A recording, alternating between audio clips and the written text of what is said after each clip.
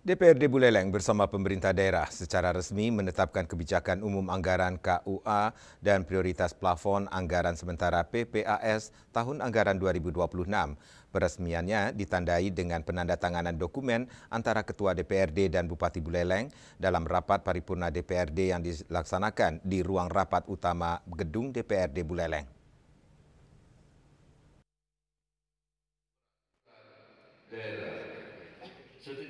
Ketua DPRD Buleleng, Ketut Ngurah Arya menyampaikan bahwa penetapan KUA PPAS ini merupakan hasil dari pembahasan yang dilakukan secara komprehensif antara Badan Anggaran DPRD dan Tim Anggaran Pemerintah Daerah TAPD Kabupaten Buleleng.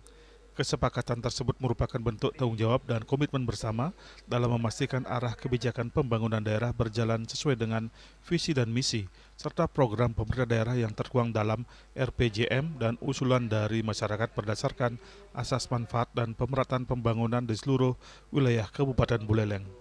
Sementara Bupati Buleleng Nyoman Sucitra dalam sambutannya mengungkapkan apresiasi dan terima kasih atas kerjasama yang berjalan baik antara DPRD dan pemerintah daerah, sehingga tercapai suatu kesepakatan yang berkualitas selama proses pembahasan.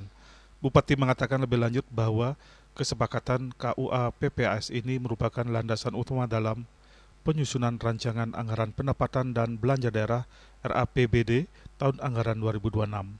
Penandatanganan KUA PPAS ini menjadi langkah penting dalam mewujudkan tata kelola pemerintahan yang baik, transparan, dan akuntabel. Penandatanganan ini juga menunjukkan komitmen pemerintah daerah dengan DPRD untuk memperkuat kerjasama dalam mewujudkan pembangunan daerah yang berkelanjutan bagi kesejahteraan masyarakat Buleleng.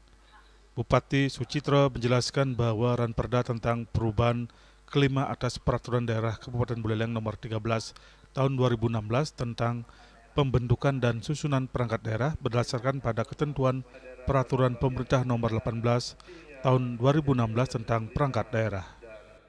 Kita ingin OPD tidak terlalu gemuk, tapi gesit dalam melayani masyarakat. Gitu. Jadi kita sudah pertimbangkan ini, sehingga nanti ke depan betul-betul OPD ini efektif efisien untuk bisa melayani masyarakat. Itu tujuannya. Jadi penggabungan, kemudian ada pemekaran karena ada potensi untuk membangun ini kan harus ada pendapatan. Nah, ini badan pendapatannya harus berdiri sendiri dan kemudian pengelola juga berdiri sendiri. Penambahan nggak ada, Pak ya? Penambahan badan ada kan dari pengembangan. Jadi badan pendapatan, kemudian ada badan pengelolaan. Kita pisahkan itu. Menurutnya hal tersebut juga memberikan manfaat dalam melakukan evaluasi terhadap kondisi existing pada perangkat daerah yang akan berdampak pada perubahan berupa penggabungan, pemisahan, dan penyesuaian nomenklatur sesuai dengan urusan bidang masing-masing. Yasser Yuli, Bali TV.